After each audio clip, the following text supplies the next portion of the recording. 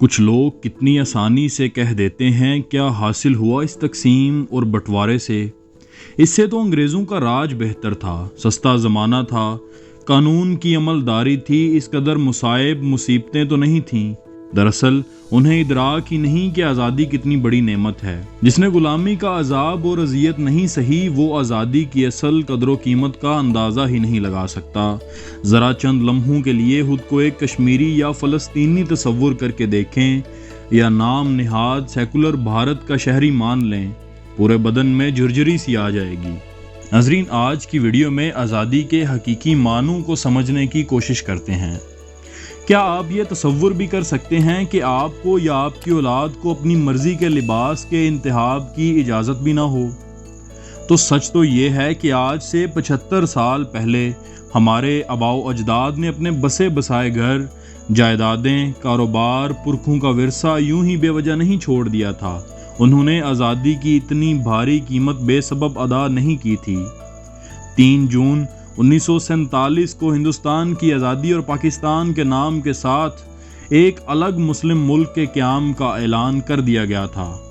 اس کے لیے 14 اور 15 اگست 1947 کی درمیانی شب رات 12 بجے کا وقت طے ہوا۔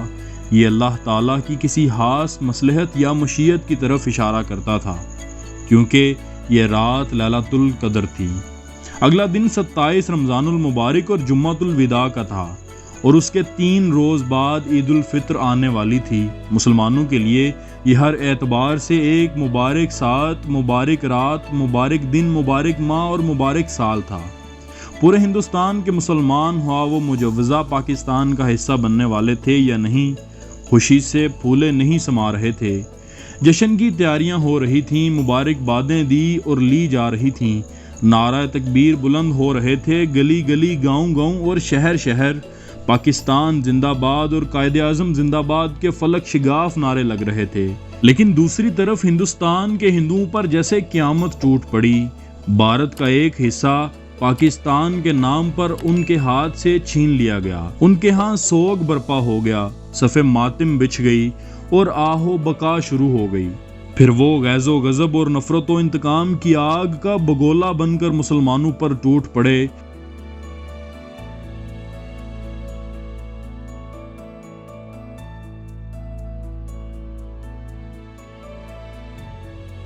اور پھر چشم فلک نے ان ہندوؤں اور سکھوں کے ہاتھوں مسلمانوں پر ظلم اور ستم کے وہ مظاہرے دیکھے کہ انسانیت رہتی دنیا تک ان پر ماتم کنا رہے گی۔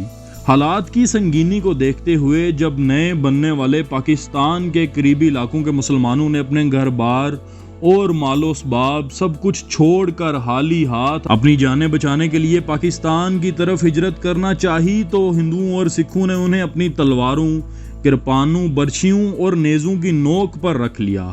شہروں کے شہر، قصبوں کے قصبے، گاؤں کے گاؤں اور محلوں کے محلے مسلمانوں کے وجود سے صاف کر دیے گئے، اس طرح کہ بچے، جوان، بوڑھے اور بوڑھیاں تہہ تے کر دی گئیں، اور جوان لڑکیوں اور عورتوں کو وحشیانہ آبرو ریزی کے بعد یا ذبح کر دیا جاتا، یا جلا دیا جاتا، یا ٹکڑے ٹکڑے کر دیا جاتا، یا باندیوں کی طرح گھروں میں ڈال لیا جاتا اور ان کے گھر لوٹ لیے گئے۔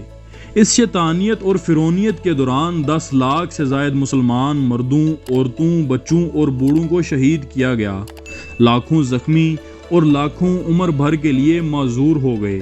1.5 لاکھ کے قریب جوان مسلمان لڑکیاں اور عورتیں اغوا کر لی گئیں۔ جان و مال اور عزت اور آبرو کے تحفظ سے محروم 70 سے 80 لاکھ مسلمان ہندوستان کے مختلف علاقوں سے راستے میں اپنے پیاروں کو گنواتے، کٹواتے، مرتے اور مارتے حالی ہاتھ پاکستان ہجرت کر کے آئے۔ یہ ساری بات تو تھی آزادی کی۔ اب اس کا عملی نمونہ دیکھنے کی کوشش کرتے ہیں۔ ہزاروں خاندان اجڑ گئے، گھر بار لٹ گیا، مگر مسلمان اپنے موقف سے پیچھے نہیں ہٹے۔ خون کی ندیاں بہائی گئیں۔ ہندوؤں، سکھوں اور انگریزوں نے پلان کے تحت مسلمانوں پر قتل و غارت گری کی اور درندگی کا مظاہرہ کیا، لیکن پھر بھی مسلمان قوت ایمانی کی وجہ سے ثابت قدم رہے، اور ان کی قربانیوں کی وجہ سے ہی آخرکار 14 اگست 1947 کو دنیا کے نقشے پر پاکستان کا قیام معرض وجود میں آیا۔ لیکن قائد اعظم نے قیام پاکستان سے پہلے 101 بار اور قیام پاکستان کے بعد 14 مرتبہ کہا کہ پاکستان کے نظام کی بنیاد اسلامی اصولوں پر استوار کی جائے گی۔ فروری 1948 کو امریکی عوام کے نام براڈ کاسٹ میں قائد اعظم نے پاکستان کو پریمیئر اسلامی ریاست قرار دیا تھا۔ ہجرت کے وقت مسلمانوں کا کوئی قافلہ ایسا نہیں تھا جس پر ہندوؤں اور سکھوں نے حملہ نہ کیا ہو۔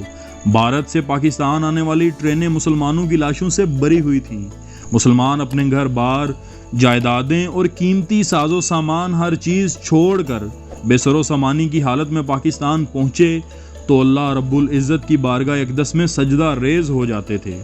قیام پاکستان کے وقت برِ صغیر شدید بارشوں کی لپیٹ میں تھا۔ ایسے میں مسلمانوں کے خون سے دریاؤں اور ندی نالوں کا پانی سرخ ہو چکا تھا۔ یہ ساری قربانیاں دے کر آزادی حاصل کرنے کا مقصد کیا تھا؟